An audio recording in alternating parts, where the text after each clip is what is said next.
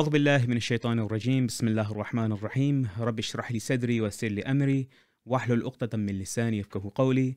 My sisters, brothers in humanity, in Islam, peace and greetings to you all. Assalamu alaikum wa rahmatullahi wa barakatuh. My name is Mohammed Jaffer and welcome to today's HIC podcast. It gives me great pleasure to welcome today's guest, Brother Mohammed Abbas Jaffer. Mohammed Abbas Jaffer is a poet from Stanmore, London, whose eloquent verses have captivated audiences worldwide. You may know as a finalist on Shia Voice, his words have touched the hearts of thousands. By day, Mohammed Abbas serves as a deputy head teacher at a London school. His passion for teaching is carried into his Islamic work, where via poetry classes inspires and empowers the younger generation. Through his classes, he not only teaches the art of poetry, but also instills a sense of creativity and self-expression in his students, fostering a community of budding poets eager to make their mark on the world. Assalamu alaikum, Mohammed Abbas. Alaikum salam. How's it going? Alhamdulillah, how are you doing? Yeah, not too bad. Your family doing well? All good, thank you very much. How's life been in Peterborough for the last few days? It's good. Like I said in the programs, it's home away from home, so it just feels like very natural to come here. Alhamdulillah, alhamdulillah. So for today's HIC podcast, we have two topics. So one is delving into the craft of a poet. And because you're multi-talented, we're also going to use your time in navigating. Number two is navigating education with a deputy head teacher. So if we kick off with the first topic, I wanted to ask you if you can share a brief insight into your journey as a poet. Like, you know, where did it all begin? I'll hand it over to you. Where did it all begin? Yeah, so in terms of poetry, the writing of poetry started from a very young age. I'd say I was probably around 9 or 10 years old when I started. And it was just writing poetry, writing it into notepads, onto the laptop and just saving these documents. And that's where they spent years just like piling up. Okay. I never really performed them. And it's only as I got older, maybe 20, 21, I started performing in Stanmore, my local Jamaat. And then after getting married, my wife encouraged me. She's like, you've got like so many poems just sitting there in books, just sitting there in folders on your laptop. You should recite them. So then, yeah, with that encouragement, I started reciting more and more, again in Stanmore mainly. Yes. And of course, you mentioned Shia Voice, which was the catalyst to me writing more poetry and then performing more poetry outside of Stanmore. Alhamdulillah. So when you said literally from that's quite a young age, you were, yeah. What was there like a trigger to sort of make you start doing that? Or do you remember the first poem you wrote? Or the trigger, I don't know if there's a trigger, but I've always loved languages. Okay. Growing up, we spoke Kutchi in my household, but then my grandparents would speak Gujarati to each other. So I was surrounded by both Kutchi and Gujarati, and both my parents spoke English. When I started school, I was introduced to English. It's funny because I remember this kind of crosses over into the education part, but I remember the head teacher calling my mum in and saying, you've really put Mohammed Abbas at a disadvantage by speaking your home language at home, because he'll be disadvantaged when it comes to learning English. Okay. Now, recent research shows that that's not true. If you have a strong first language, and alhamdulillah, my parents didn't listen to that head teacher and carried on speaking the home language to a good quality. Yes. Any subsequent languages develop. So I've always loved languages. Yeah. And then I did English at GCSEs, A-levels, university as well. Wow. So I've studied other people's literature, other people's poetry forever, almost, it feels like it. In terms of my first poem, I vaguely remember it was a competition, not an Islamic competition, just a competition in, I don't know, like the local newspaper or something. Yeah. I think it was on the theme of childhood. I've got a poem on childhood. I think that was my first one. Describe childhood in poetic form. And how old were you then? Probably around 9. 9, wow. I'd say, yeah. And talking about this early stage, do you have any sort of, what inspired you or who has inspired you, or what has inspired you? You know, do you have any poets who've served as inspirations to your journey? You know, be it English or you mentioned other languages. So my early poetry was very formal, very structured, and some of my current poetry is as well. And like, it follows a very structured theme or layout or rhyme scheme. And I guess that was inspired by like the poets I studied. Like, think of Old English poets, Shakespeare and Wordsworth and people like that. They would stick to very structured forms. So I was like, oh, this is what I've read. This is what I need to emulate. But more recently, I say within the past like 5-6 years, it's spoken word poetry that has inspired me more, which is much freer, and you have much more freedom to like play around with words and play around with structure. There isn't any rules really. Yes. So you mentioned about the rhyming. So one thing I wanted to ask you, actually, we'll come on to that rhyming question I had, but from listening to your poetry, what stands out for me is the historic detail. And it seems that definitely a lot of research has gone into it, you know, about the personalities you're writing about. How much research is required for a piece you're preparing? I think it's always important that what I say in my poems is historically accurate. Yeah. I'm not comparing myself to like a Maulana or someone who speaks from the minbar and gives lectures. I think that station is much higher. But where, as a poet, I'm telling a story, or I'm giving a biography like I did today. I'm giving information about a certain person, and I have to make sure that that information is correct. Yes. You don't want to be spreading misinformation, especially with youngsters in the crowd who may be hearing these stories for the first time. You have to make sure it's accurate. Yes.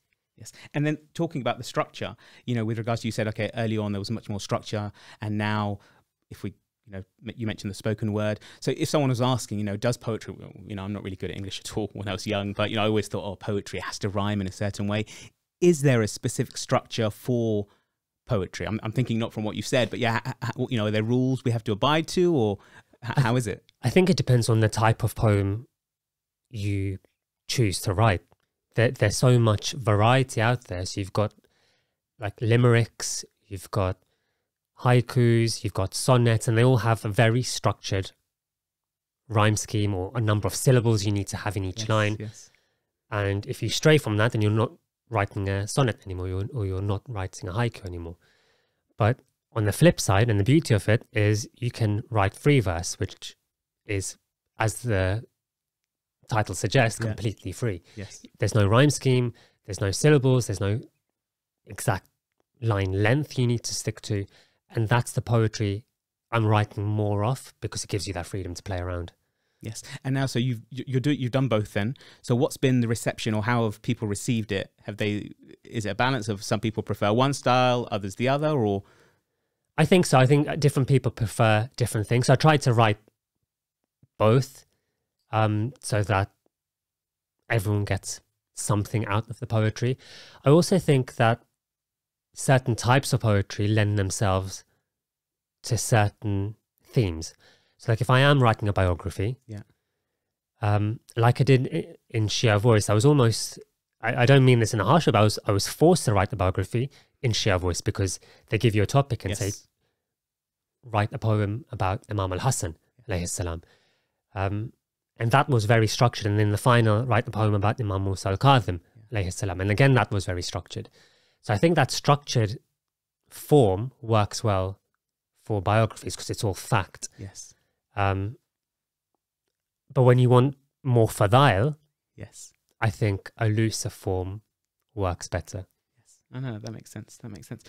You mentioned before about being factually correct, and, you know, the information you're giving to kids, especially, this is maybe the first time they've heard stories, and you know how information is. The kids listen to it, and that's it. It's literally gospel for them. That's how it can. So on the point of poetic license. So from my understanding, you know, and I come from a background of being familiar with Urdu poetry and qasidas, and there is sometimes a poetic license where, you know, there's been discussion about poetic license used for emphasis, or some may say exaggeration in some areas, being justified by poetic license. Is this a consideration you take into mind when you perform or write English poetry? Yes, like I said, I wanted to be historically accurate, and I think the history of the Ahlul Bayt is joyous enough, and it's also sad enough that we don't need to really embellish anything. Yes. Which, if we just stick to the facts, that will bring out the joy within the believers' hearts, and it'll bring out the tears in their eyes as well. Yes. But at the same time, like I ensure that everything I write like I've heard it in the majlis, or I know that there's a hadith behind it. Yes. But I've heard recently, like for example, in one of my Muharram poems, there's a poem about Ali al-Askar, and it's about the army of Yazid going behind the tents afterwards and looking for his body.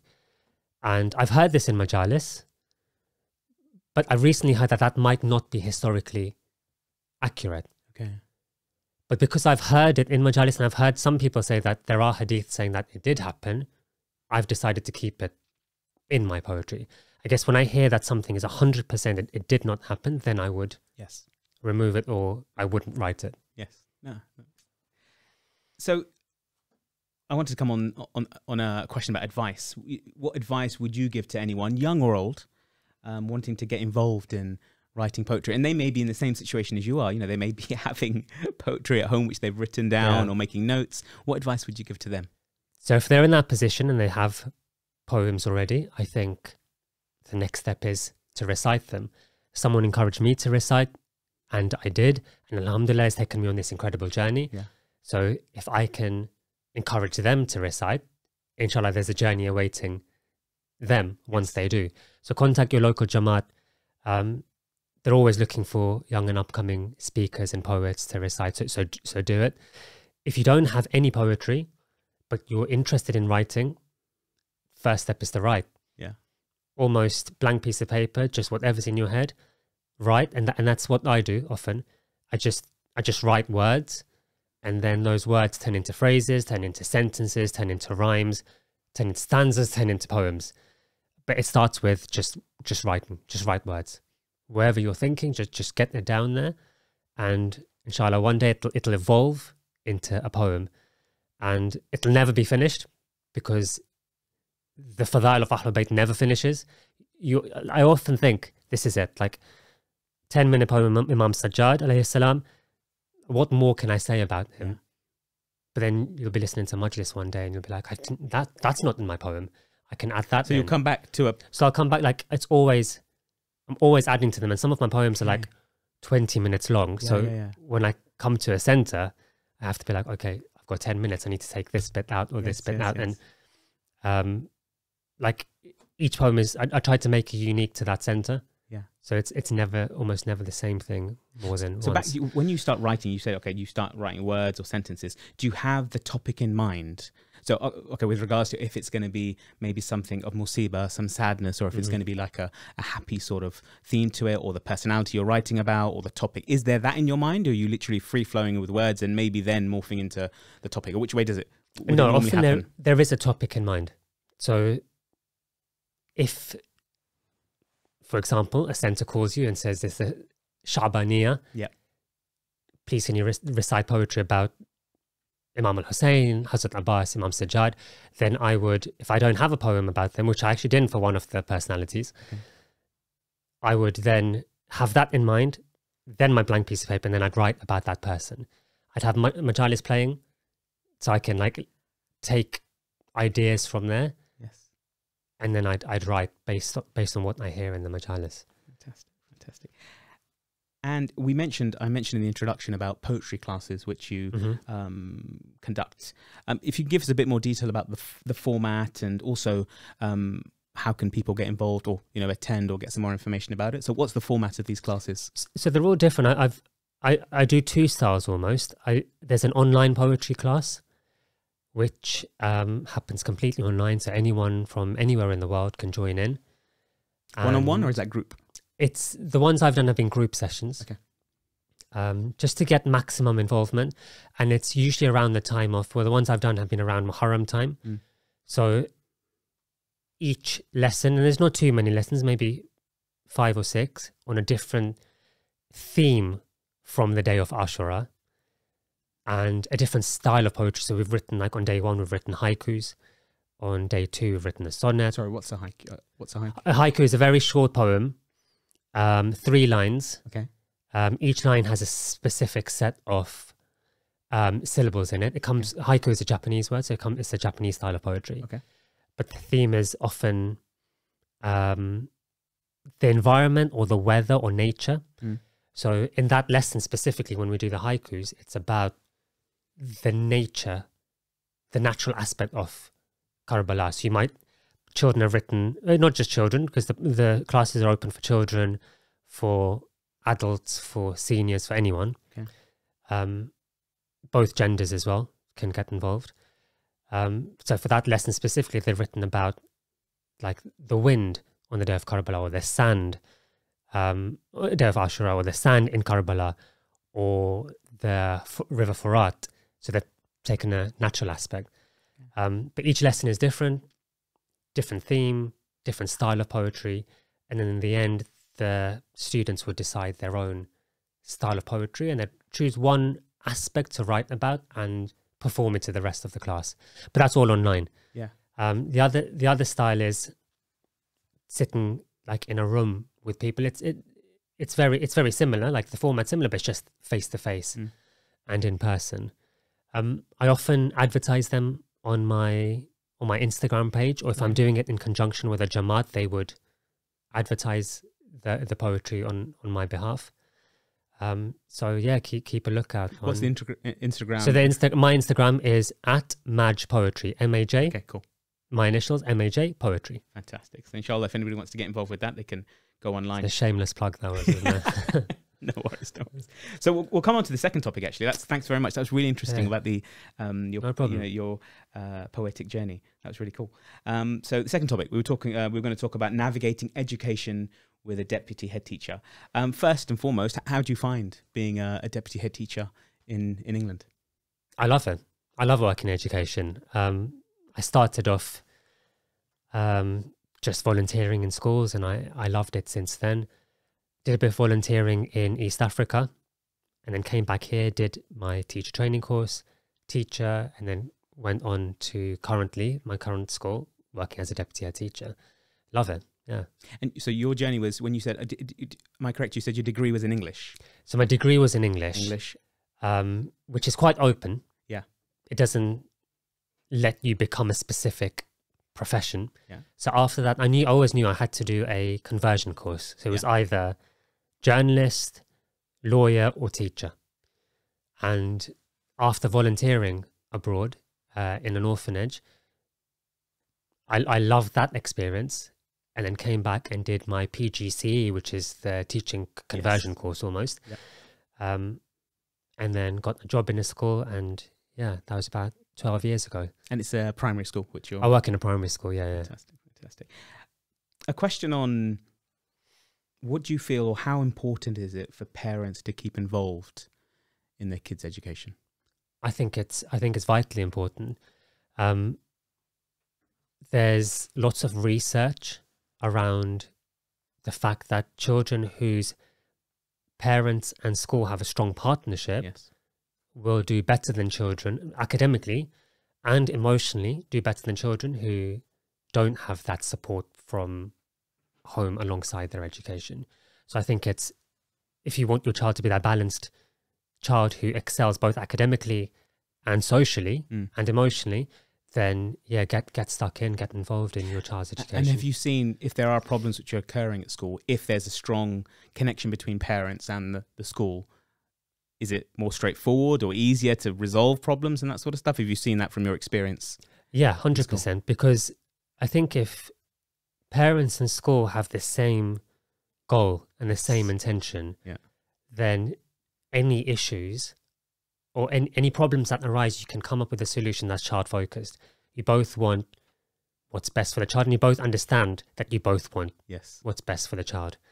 If the parents think that the school don't want the best, or the school think that the parents don't want the best, and there's a clash there, then there can be issues. But if you have the same goal, then solutions you can come up with easily. No, thank you. On a sort of like from an Islamic lens, I think we now see nowadays subjects being taught that, you know, they're not aligned with our Islamic principles, teachings. You know, we've got the example being the RSC, the religious and sex education, as well as the general school environment, which is changing in today's world. How can we balance this versus Islamic principles? I think it comes from the home. We need to, and this is easier said than done, but we need to instill those Islamic values into our children. We need to tell them what we believe in, and if we can bring them up on the right path and we can instill that belief in them, then whatever anyone else outside says, they know what HIC is. Yes. They know what the Ahlul Bayt believe in, they know what they believe in, and it's much easier for them to do the right thing or stay on the straight path. From a school's perspective, or from a parent's perspective, I think it's often scary when you hear RSE, and often the term is scarier than what's actually being taught. So actually find out what it is that is being taught and when it's being taught, because it's not being in a school, it's not taught as early as you think it's being taught. And what the objectives are, they're fairly, some of them for younger children are fairly vague. So schools have discretion as to how they teach it. It's not that you must teach this when the child is in year 1. Yeah. But at the same time, they will be taught things that go against Islamic values. And it's just being mindful about that and instilling that in our children. And of course, there are other options out there. There are Islamic schools. There is the possibility to homeschool, which many parents aren't aware of. No, thank you. Coming to the end, I just want to ask some advice from you. So what advice would you give, firstly, to parents navigating the challenge of education in the West for their children?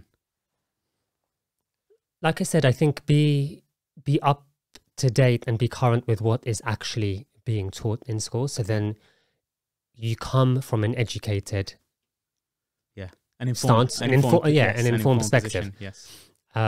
So you know what is happening. Often when all this RSE things were coming out, there was lots of parents who came knocking on our door saying, I heard this is being taught and I heard this is being taught.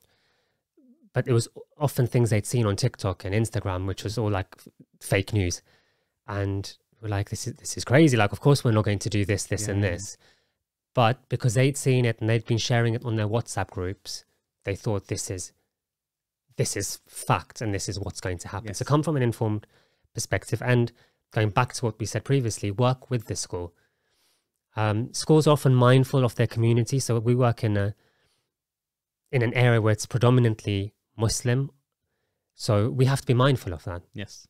That we have to teach the community that we live in, and we have to provide an education for our community. And if our community has certain beliefs, we have to stick to the national curriculum, but we also have to be empathetic and mindful to that. And most schools are when it comes to topics like this.